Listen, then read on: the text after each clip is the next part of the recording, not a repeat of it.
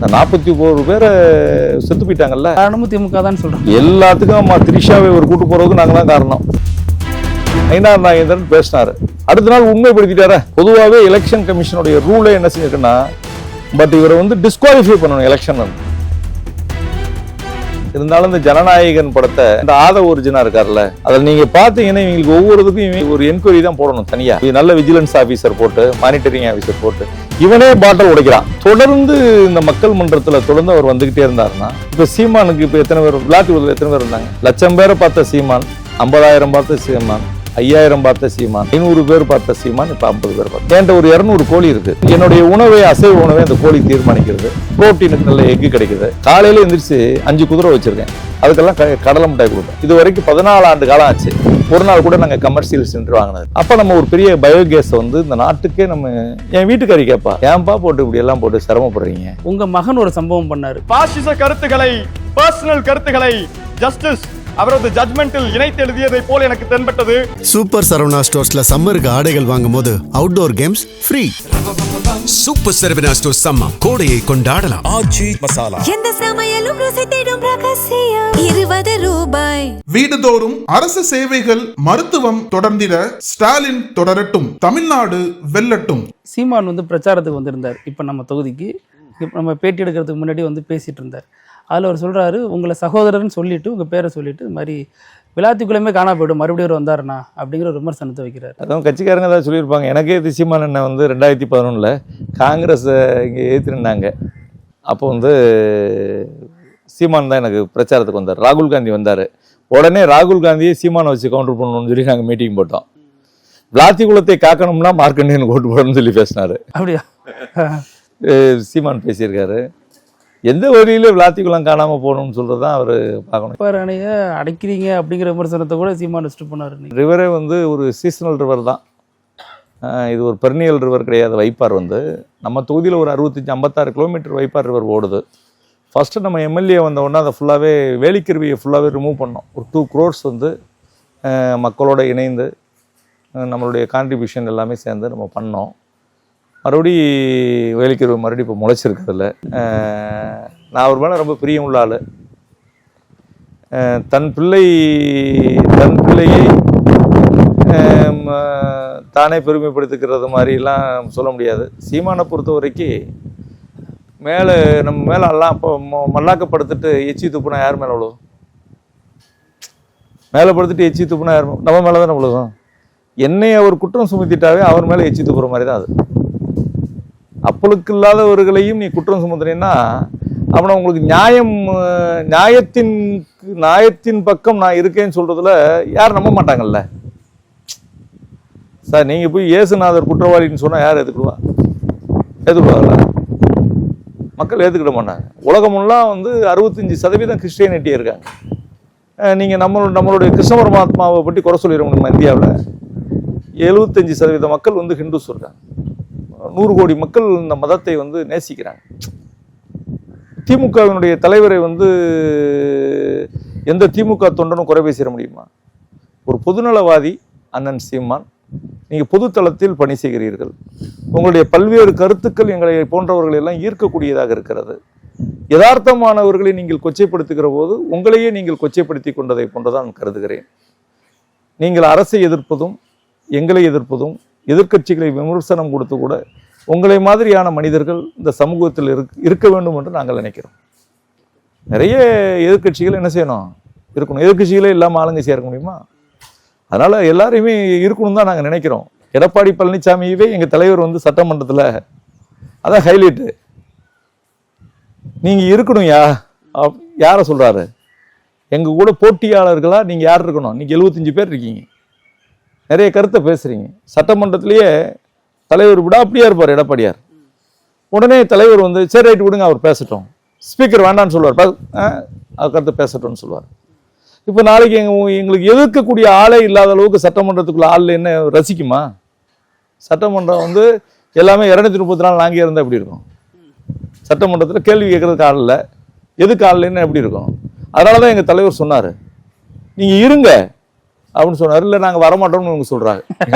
வரமாட்டோம்னு சொல்றாங்க. ஆமா, பிறகு என்ன பிஜேபி கூட சேர்ந்தா எப்படி வருவாங்க? வரமாட்டோம்னு சொல்றது தான் இது மறைமுக அர்த்தம். அவருக்கு இப்போ ஒரு இது ஏதோ ஒரு கட்சியை மட்டும் பிடிச்சி வச்சுக்கிட்டு அந்த கட்சிக்கு நிறைய சொத்து சுகம் இருக்கு, நிறைய பணம் இருக்கு.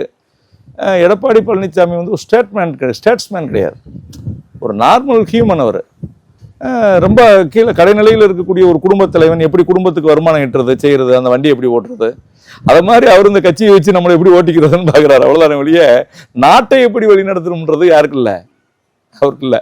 அவர் சொல்றாரு எதிர்க்கட்சி தலைவராக இருக்கேன், முதல்வராக அந்த மாதிரி கண்டிப்பா வந்துருவேன்ல சொல்லிட்டு இருக்காரு. இந்த டைம் இல்ல, எந்த டைமும் அவர் வர முடியாது.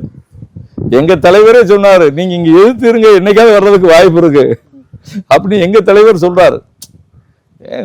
ஏதோ ஒரு மக்கள் 4 முறை 5 முறை ஆட்சி பொறுப்புக்கிற நிதிஷ்குமார் வந்தாரு, தொடர்ந்து வந்தாரு. ஏதோ ஒரு பாத்தீங்களா அந்த காங்கிரஸ் வந்து சேம் சைட் போயிட்டாங்க, சரியா நடக்கல.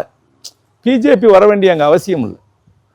காங்கிரஸ் ஒழுங்கான முறையில் அங்கே ஒடிஷாவில் வந்து எதிர்கட்சி வரிசையில் வந்து ஒர்க் பண்ணியிருந்தா யார் பண்ண வேண்டியதில்லை, பிஜேபி அங்கே வர வேண்டியது. அதைத்தான் எங்கள் தலைவர் சொன்னார். நாங்கள் காங்கிரஸை குறைச்சி சொல்லல, இங்கேயும் எங்கள் தலைவர் என்ன சொன்னார், நீங்கள் எதிர்கட்சியாக வேலை செய்யுங்க, எந்த காரணத்துலையும் அவங்களோட மட்டும் சேராதங்க, உங்கள் லீடர் அதான சொல்லிட்டு கொடுத்துட்டு போனாங்க உங்களுக்கு அப்படின்னு சொன்னார். அது நடக்கலை. ஒரு தலைவன் ஒரு தலைவனை கண்டறிந்திருக்கிறான் என்பதான் நான் வந்து நம்மளுடைய தலைவரை நினைச்சிட்டு இருக்கேன். நான் என்ன ஒரு தலைவராக அவர் மதிச்சிட்டு இருக்கிறார். இந்த ஊரில் இப்போ வந்து கல்ஃபில் சண்டை நடக்குது. என்ன இஷ்யூ? இப்போ கேஸு பிரச்சனை. எங்கள் வீட்டில் நீங்கள் போய் இப்படியே நீங்கள் இப்போ வந்துட்டீங்க, இப்படி கூட போய் பார்த்துவாங்க, பேசி முடிச்சு உங்களோட போகணும். நீங்கள் வீட்டில் இல்லை, நான் இப்போ அடுத்த கேம்பெயின் போயிடுவேன். நீங்கள் எங்களுக்கு 200 பேருக்கு இங்கே எப்பயுமே சாப்பாடு உண்டு. 200 பேர்? ஆமாம். எத்தனை பேர் வந்தா? 3 வேளை. ஆமாம், 3 வேளைக்கும். ஸ்கூலில் கொஞ்சம் சாப்பிட்றாங்க, இங்கே கொஞ்சம் சாப்பிட்றாங்க. இங்கே வேலை செய்கிற பணியாளர்லாம் இங்கே தான் சாப்பிடுவாங்க. எங்கிட்ட இப்போ எலெக்ஷன் ஒர்க் பண்ணுறவங்களாம் இங்கே தான் சாப்பிடுவாங்க. 3 வேளையும் எங்களுக்கு வத்தாத கேஸ் இருக்குது. இது வரைக்கும் 14 ஆண்டு காலம் ஆச்சு. ஒரு நாள் கூட நாங்கள் கமர்ஷியல் சிலிண்டர் வாங்கினதில்லை. ஒரு நாள் கூட வாங்கினதில்லை. எங்கள் ஆளுங்க எல்லாரும் கவனிச்சிட்டீங்க. எங்களுக்கு வருது கேஸ் வருது, அதுலேருந்து வரக்கூடிய சிலரி, அந்த அந்த கேஸ் போக மீத்தேன் எமிஷன் ஆனதுக்கு பிறகு வரக்கூடியது நல்ல பெர்மெண்டேஷனான சாணம். அது வந்து ஒரு 5 வருஷம் பெர்மெண்டேஷன் ஆனால் எப்படி இருக்கும், அந்த இது வெளியே வருது. நிலத்தில் போட்டால் நல்லா உரம். அப்போ எனக்கு ஒரு 100 ஏக்கருக்கு போடுறதுக்கு உரம் கிடைச்சிருது. என்கிட்ட ஒரு 200 கோழி இருக்குது. எங்களுக்கு என்னுடைய உணவை, அசைவ உணவை அந்த கோழி தீர்மானிக்கிறது. புரோட்டீனுக்கு நல்ல எக்கு கிடைக்குது. எங்கள் உறவினர்களுக்கெல்லாம் கொடுத்து விட்றேன், எனக்கு வேண்டியவங்களுக்கெல்லாம் கொடுத்து விட்றேன், எங்கள் பார்ட்டி லீடர்ஸ் வந்தால் கொடுத்து விட்றேன். ஒரு ஃபிஷ் பாண்டு வச்சுக்கிறேன், தேவையான எனக்கு மீன் கிடைக்குது. எனக்கு தேவையான காய்கறிகள்லாம் எந்த கிளைமேட்டில் என்ன காய்கறி இங்கே வரும். அப்போ குளிர்காலத்தில் கிரீப்பர்ஸ் நிறைய வரும், சுரக்காய், பூசணிக்காய், புடலங்காய், இதெல்லாம் 3 மாதம் அந்த காய் தான் சாப்பிடுவேன். நானே வாக்கிங் போயிட்டு காய் பிடிங்கிட்டு போயிடுவேன். இப்போ கத்திரிக்காய் நானே பறிச்சு போயிடுவேன், வெண்டைக்காய், சீனா இருக்கலாம். என்னுடைய உணவு நான் தான். உரம் இல்லாதது, உரம் இருக்குது, இயற்கை உரம், இயற்கை உரமானது. எங்கள் ஊரில் கம்பு, சோளம், கேழ்வரகு, என்னென்ன எனக்கு தேவையோ உணவுக்கு அதெல்லாம் நானே உற்பத்தி பண்ணுறேன். தற்சார்பு பொருளாதார வாழ்க்கை, சஸ்டைனபிலிட்டி எக்கனாமிக்கு வந்து இந்தியாவில் நான் தான் லீடர். நம்மாழ்வார் பேசினார், பெரிய தலைவர்கள்லாம் மார்க்ஸ் பேசினார், செயல் வடிவம் கொடுக்க முடியாது. காலையில் எந்திரிச்சு 5 குதிரை வச்சுருக்கேன், அதுக்கெல்லாம் கடலை மிட்டாய் கொடுப்பேன். செம்பரி ஆடு இருக்குது, வெள்ளாடு இருக்குது, பசுமாடு இருக்குது, எல்லாத்துக்கும் ஒரு வாழைப்பழம் கொடுப்பேன். தொடர்ந்து கோழி எல்லாம் இருக்குது, அதுக்கு புல், அரிசி இதெல்லாம் போடுவேன் நான். அப்படியே போகும்போது பார்த்தா எங்களுக்கு தேவையான அனைத்து விஷயத்தையும் நானே தயார் பண்ணுறேன். இந்த தொகுதி மக்களுக்கு இதெல்லாம் எதுக்காண்டி பண்ணோம்னா, நம்மளுடைய இளைஞர்கள் இது 2001 விவேகானந்தா கேந்திரம் வந்து ஒரு பயிற்சி கொடுப்பாங்க. நான் சேர்பர்சனாக இருந்தப்ப கிராமத்தில் 2 மாடு வச்சுருக்கிறவங்க ஒரு பயோகேஸ் போட்டுக்கோங்க, வருஷம் ஃபுல்லாக உங்களுக்கு கேஸ் கிடைக்கும். அது நிறைய பேர் போடுறதில்ல, போட்டு கொஞ்சம் 1 வருஷத்தில் அப்படி நிப்பாட்டிடுது, 6 மாதம் நிப்பாட்டிடுது. அந்த மாறாத வடு என் மனசுக்குள்ளே இருந்தது. அப்போ நம்ம ஒரு பெரிய பயோகேஸை வந்து இந்த நாட்டுக்கே நம்ம, என் வீட்டுக்காரி கேட்பா, ஏன்பா போட்டு இப்படியெல்லாம் போட்டு சிரமப்படுறீங்க, அதுக்கு என்ன பேர் வச்சுருக்கேன் தெரியுமா, அந்த பயோகேஸ் போய் போடுங்க, ஜேசி குமரப்பான்னு பேர் வச்சுருக்கேன். ஏன் என்ன அர்த்தம்? அவர் கொலம்பியா யூனிவர்சிட்டியில் படித்தவர், காந்தியன் ஃபாலோவர். அவர் இந்திய பொருளாதாரம் இந்த இவ்வளோ கோடி மக்கள் இருக்கிற இடத்துல எப்படி நம்மளுடைய பொருளாதாரத்தை கட்டமைக்கணும்னு சொல்லி அவர் வந்து அந்த சிறு குறு தொழில்கள் மூலமாக பொருளாதாரத்தை பற்றி இது பண்ணவர், தீசிஸ் பண்ணவர். ஜேசி குமரப்பா பேர் வச்சுருக்கேன். ஒவ்வொருத்தங்களுக்கும் ஒரு பேர் வச்சுருக்கேன். மாட்டு செட்டுக்கு பேர் வர்கீஸ் குரியன் செட்டு வச்சுருப்பேன். இன்னொரு இதுக்கு வந்து MS சுவாமிநாதன் ஃபுட் கோர்ட், மாட்டுக்குள்ள தீவனம் இருக்குல்ல, தீவனம் இருக்கிறது சுவாமிநாதன் பேர் வச்சுருப்பேன். அவர் மாடர்ன் அக்ரிகல்ச்சருடைய ஒரு பெரிய இன்வென்டர். அவர் இந்த மாதிரி எப்படி வாழணுன்ற ஒரு வாழ்க்கையை கட்டமைச்சு அதில் நாங்கள் வாழ்ந்துக்கிட்டு இருக்கிறோம். எல்லாருக்கும் பயிற்சியும் கொடுக்குறோம். காலேஜில் படிக்கிறவங்க வர்றாங்க, அக்ரிகல்ச்சர் காலேஜ் படித்தவங்க வர்றாங்க. எல்லாமே ரியலாக நம்ம அக்ரிகல்ச்சர் பண்ணுறோம். இந்த ஆர்வம் எப்படி வந்துச்சு? அடிப்படையில் வழக்கறிஞர், அப்புறம் அரசியலுக்கு வரீங்க. இந்த ஆர்வம் நான் வழக்கறிஞர் வந்து பாலிடிக்ஸ்க்கு வழக்கறிஞர் இப்போ பிஎல் படிக்கணும், பாலிடிக்ஸ் போகணும்னு சொல்கிற ஒரு எண்ணம் இருந்துச்சு. ஆனால் நான் வழக்காடலை. நான் எங்கேயும் போய் நேரடியாக ஒரு வழக்கறிஞராக போய் இந்த நீதிமன்றத்துலேயும் போல் மக்கள் பிரச்சனையோ சட்டமன்றத்துலேயோ யூனியன்லேயோ கலெக்டரேட்லேயோ போய் பேசியிருக்கிறேன். ஒரு வழக்கறிஞர் தொழில் நான் பண்ணலை. ஆனால் நான் பேசிக்லி ஃபார்மர், விவசாயம் தான் என்னுடைய தொழில். அதை வந்து நம்ம ஆழமாக நேசித்து பண்ணிக்கிட்டு இருக்கிறேன். இப்போ வந்து நான் எஸ்டிடி பூத்தில் வேலை பார்த்தேன்லாம் சொன்னீங்க.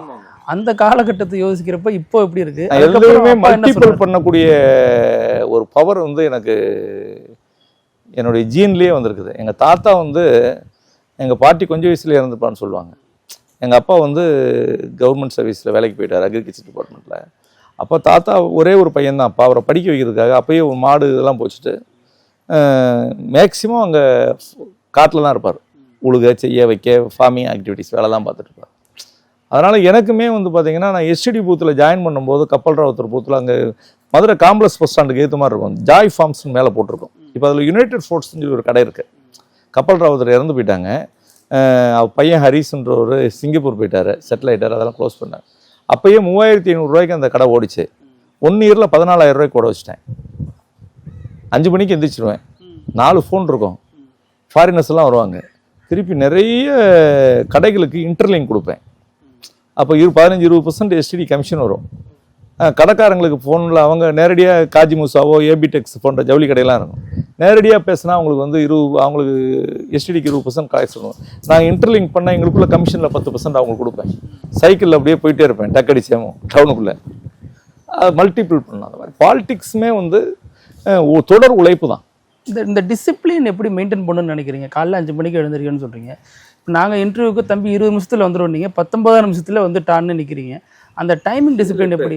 இப்போ 4 மணிக்கு அடுத்ததுலாம் நீங்கள் க்ரோடு ஃபுல்லாக மக்கள் எல்லா ஊர்லேயும் 21 ஊர் பாயிண்ட் போட்டாங்க.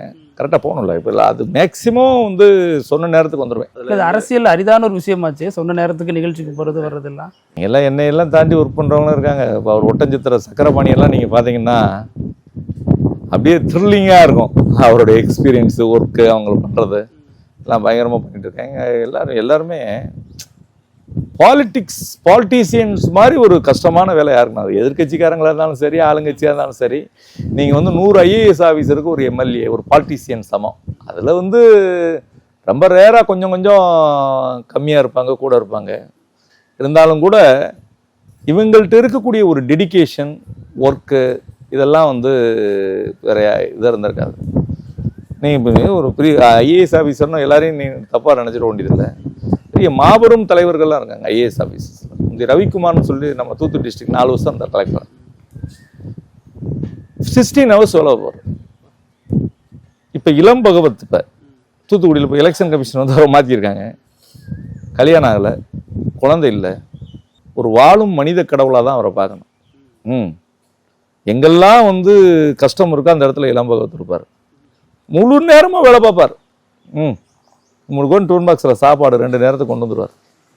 வீட்டில் திடீர்னு நான் அவருக்கு எனக்கே தெரியாது, பேப்பரில் இளம் பகவத் மாற்றிட்டான். அப்போ ஹானஸ்டி நாட்டில் செத்து போச்சா? பட் த எலெக்ஷன் கமிஷன் வந்து என்னது குற்றவாளின்னு சொல்கிறதான் என்னுடைய கருத்து. இளம் பகவத்தை மாத்திரான்னா அப்புறம் இங்கே கரப்டிவ் பண்ண போகிறான்னு அர்த்தம். யார் எலெக்ஷனு? இளம் பகவத் எனக்கோ அமைச்சருக்கோ முதல்வருக்கெல்லாம் கட்டுப்பட்டால் கிடையாது. முதல்வருடைய உத்தரவுக்கு கட்டுப்படுவார். நாங்கள் போய் எங்களுக்கு ஃபேவராக பண்ண சொல்லணும், பயாஸாக இருக்கணும்னா இளம்பகவத்தை பயாஸ் ஆகிறதுக்கு உலகத்தில் எவனாலும் முடியாது. அப்படிப்பட்ட ஆஃபீஸர் மாற்றிட்டான்னா எலெக்ஷன் கமிஷன் பயாஸாக இருக்குன்னு தானே அர்த்தம். ஏங்க இப்போ ஒரு அக்ரிகல்ச்சர் ஆஃபீஸர் ஒரு தம்பி ஒரு சூப்பரண்டாக இருக்கார். யதார்த்தமாக அவர் வந்தால் ஊர் துறைச்சாமி வரும். அவரை பார்த்தேன் நான். அவர் சொல்கிறாரு, காலையில் 4 மணிக்கு இளம்பகவத்து வந்து போலிங் இது ஆஃபீஸ் எப்படி இருக்கணும், ரேம்ப் இருக்கா, இப்போ பிள்ளைங்கள்லாம் வந்து மாற்றுத்திறனாளிகள்லாம் போகிறதுக்கு எல்லாம் இருக்குன்னு பார்க்குறதுக்கு 4 மணிக்கு வந்தாருன்னு சொன்னார். அவ்வளோ டெடிக்கேட்டிவாலாம் வேலை பார்த்த அதிகாரிகள்லாம் என்ன ஆயிடுறாங்க, இந்த மாதிரி பயாஸ்டாக இந்த பிஜேபி பொதுவாக அதிகார வர்க்கத்துக்கும் அரசியல்வாதிகளுக்கும் இடையில மோதல் தான் இருக்கும். 2 பேரும் இணைந்து செயல்படுறது கஷ்டம் அப்படிங்கிறத களத்திலையும் பார்க்குறோம். சில இடங்கள்ல அது பிரதிபலிக்கவும் செய்யுது. ஆனால் நீங்கள் தலைகளாக சொல்கிறீங்க, அவரை உச்சமுகர்ந்து பாராட்டுறீங்க. இல்லை, டெடிகேட்டிவாக அவர் மாதிரி நிறைய அதிகாரிகள் இருக்காங்க. அதான் நான் சொன்னேனே, ரவிக்குமார் பழைய கலெக்டர் சொன்னேன், இவர் சொல்லியிருக்கிறேன், நிறைய ஆட்சித்தலைவர்கள்லாம் இருந்திருக்காங்க, நிறைய டிபார்ட்மெண்ட். இங்கே ஒரு சிஇஓ இருந்தார். நிறைய பேர் வந்து அர்ப்பணிப்பு உணர்வோடு வேலை செய்கிறவங்க போய் தானே இந்த அரசு இவ்வளோ தொலைக்கு இயங்குது. இப்போ வந்துன்னா இப்போ அரசியலில் இந்த தேர்தலில் புதிய ஃபோர்ஸ் ஒன்று வந்திருக்கு. விஜய்ன்னு சொல்கிறாங்க. தாவேக்கா இப்போ கூட வந்து பிரச்சாரம் பண்ணிட்டு போனாங்க, பெருந்திரளாக கூட்டம் கொண்டதை பார்த்தோம். அது எப்படி பார்க்குது திமுக? எலெக்ஷன் பிறகு தான் பார்க்கணும் இந்த கூட்டம் வந்து இது என்ன கூட்டம் அப்படின்னு சொல்லிட்டு. இருந்தாலும் இந்த சமகாலத்தில் வந்து அவர் அரசியல் எவ்வளோ தொலைக்கு ஒரு வந்திருக்கிறாரு. உங்களுக்கு தர்க்க ரீதியாக பார்த்தோம்னா அது எப்படின்றது எனக்கு விமர்சிக்க தெரியல. இப்போ சீமான் இருக்கும், சப்ஜெக்ட் ஃபுல்லாக அவருக்கு தெரியும், எல்லாத்தையும் படிச்சிருப்பார், எல்லா விஷயத்தையும் பேசுவார். ஆனால் அவரால் செயல்படுத்த முடியாது, அவரால் வாழ்ந்து காட்ட முடியாது. இந்த ரியாலிட்டி இப்போ காந்தி வாழ்ந்து காட்டிய தலைவன், நேரு வாழ்ந்து காட்டிய தலைவர், 20 வருஷம் ஜெயிலில் இருந்திருக்கார், வாழ்ந்து காட்டிய தலைவர். நம்மளுடைய முதல்வர் வாழ்ந்து காட்டிய தலைவர், இன்னும் வாழ்ந்துக்கிட்டு இருக்கார். ஒவ்வொருவரையும் அவருடைய ஒவ்வொரு எக்ஸ்பீரியன்ஸ், அவர் எலெக்ஷன் நின்னார், தோத்தார், அவர் மேயர் ஆனார், அவர் துணை முதலமைச்சரான ஊரக வளர்ச்சித்துறை அமைச்சரானார், முதலமைச்சராக வந்தார். அவர் ஒரு தன்னை ரியல் ஹீரோ. இவர் வந்து சினிமா ஹீரோ. இவர் எதுக்காண்டி பாலிடிக்ஸ் வந்தார்னு எனக்கு தெரியல, புரியாத பொருளாக இருக்குது. எலெக்ஷனுக்கு பிறகு தான் இந்த இதில் யார் டிப்ளமேட்டர்னு தெரியும். இல்லை, திமுக அரசு தான் பிரச்சாரம் செய்ய விட மாட்டேங்குது. என்ன அவரை போய் எதுங்க பிரச்சாரம் பண்ண விடாமல் இருக்கிறாங்க?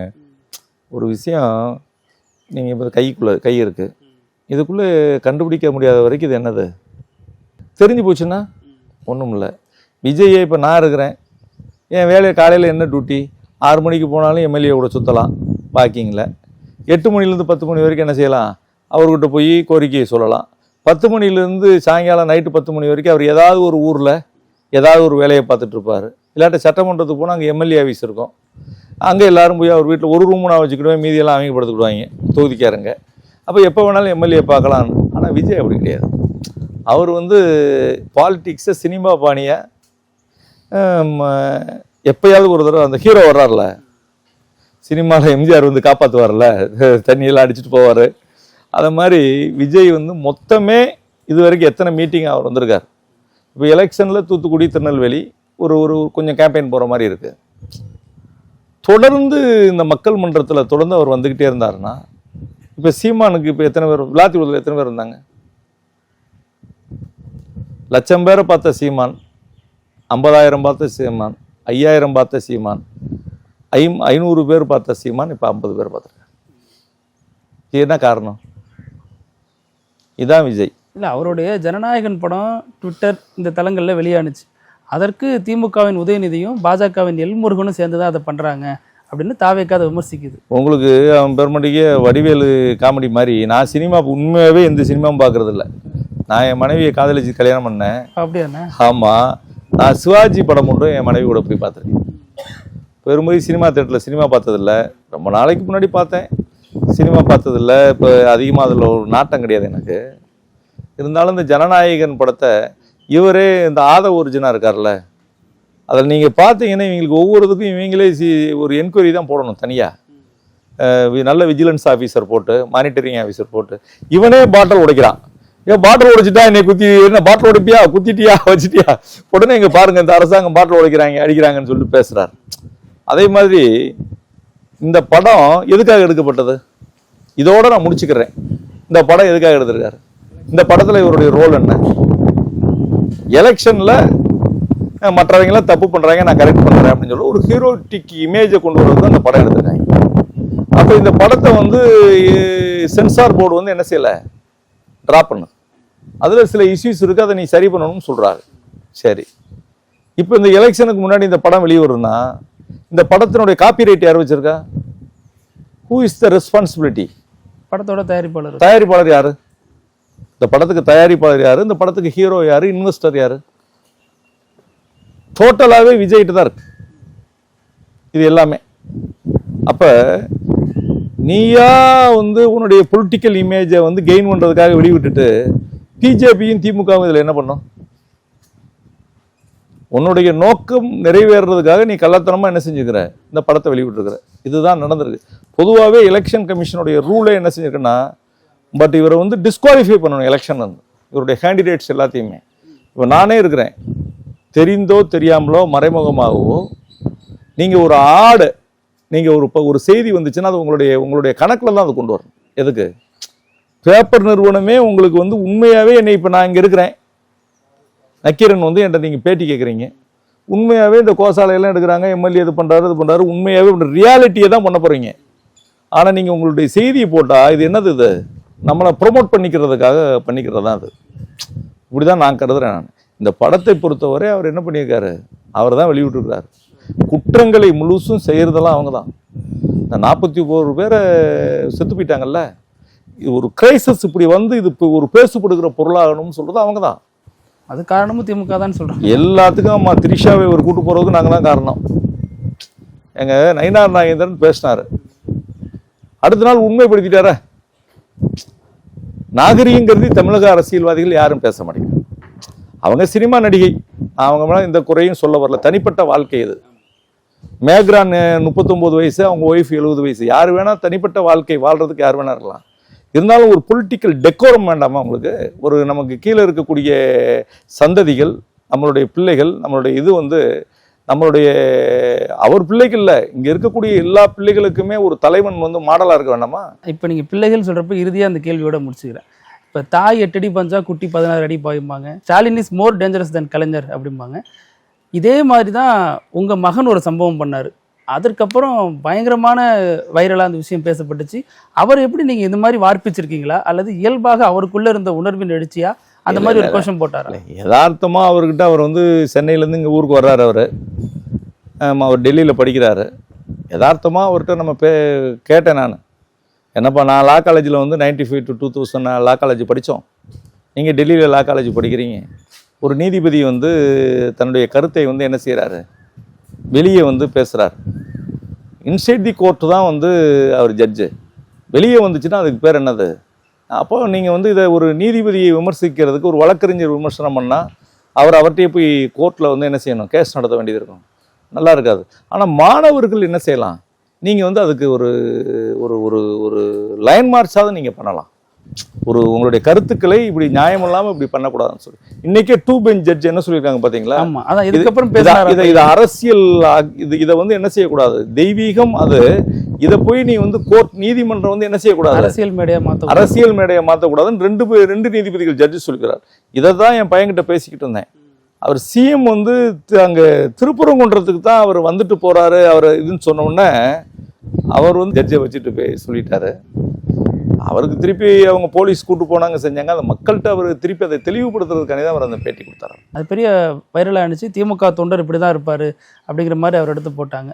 அவர் இப்போ இந்த இடைக்கால தீர்ப்பு வந்திருக்கு இல்லையா, இவர் வந்து இடைக்காலமாக இந்த வழக்கை விசாரிக்கக்கூடாது அப்படிங்கிறாங்க. இதுக்கப்புறம் எதுவும் பேசினாரா அவங்கள்ட்ட? இல்லை, தொடர்ந்து அவங்க லா ஸ்டூடெண்ட்டு, தொடர்ந்து நாட்டில் நடக்கக்கூடிய பொலிட்டிக்கல் இஷ்யூஸ் என்ன நடக்குது, இன்றைக்கி என்ன போயிட்டுருக்கு, அரசியல் எப்படி போயிட்டுருக்கு, எல்லாத்தையும் வாட்ச் பண்ணிகிட்டே இருக்கக்கூடியதானே அவங்களுடைய வேலை.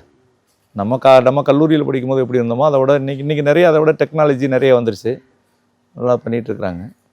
இந்த தேர்தல் களம்னு சொல்கிறது இப்போ இருக்கக்கூடிய இதை பொறுத்த வரைக்கும் தலைவர் வந்து 200 தொகுதி கண்டிப்பாக ஜெயிப்பார் தான் நான் நினைக்கிறேன். எங்களுக்கெல்லாம் ஒரு பெரிய ஏடிஎம்கேலாம் எங்கெல்லாம் யாரும் பெரிய கண்டஸ்டடாக நாங்கள் பார்க்கல. மக்கள் ரொம்ப நல்லா இருக்கிறாங்க. டிஎம்கே வந்து இந்த 5 இயர்ஸில் வந்து 2 விஷயத்தை பண்ணிக்கிறாங்க. பார்ட்டியை பில்ட் பண்ணிட்டாங்க. ஒரு கட்டமைக்கப்பட்ட ஒரு கட்சியை நிறைய சிஸ்டமைஸாக யூத்து, பெண்கள், ஐடி விங்கு, பார்ட்டியினுடைய பேரண்ட் பாடி இப்படின்னு சொல்லிட்டு நல்லா எல்லா விஷயத்தையும் பிரம்மாண்டமாக கட்டமைச்சுக்கிறாங்க. அவ்வளோ சாதாரணமாக இவங்க போய் எங்கேயுமே ஸ்லீப் ஆகிட மாட்டாங்க. ஒரு காலத்துக்கு தகுந்த மாதிரி. ரொம்ப நன்றிண்ணே. யாரையுமே விமர்சிக்காமல் ரொம்ப அரசியல் ஒழுங்கோட ஒரு நேர்காணலாக இது நடந்துச்சு. உங்கள் நேரத்துக்கு ரொம்ப நன்றிண்ணே. ரொம்ப பரபரப்பான நேரத்துக்கு மத்தியில் நேரம் கொடுத்தேன். மகிழ்ச்சி. நக்கீரன் டிவிக்கு சப்ஸ்கிரைப் செய்யுங்கள். உங்கள் ஆதரவே எங்கள் பலம். ஆசிரியர்களுக்கு நண்பனாகவும் மாணவர்களுக்கு ஆசானாகவும் திகழும் தேர்வு வழிகாட்டி. ஒவ்வொரு பாடத்திற்கும் அனுபவமிக்க ஆசிரியர்களின் துல்லியமான தெளிவான விடைகள். CNC இருக்கு, தேர்வு பயம் எதற்கு? இது தீரன் பப்ளிஷிங் ஹவுஸ் விற்பனை வெளியீடு.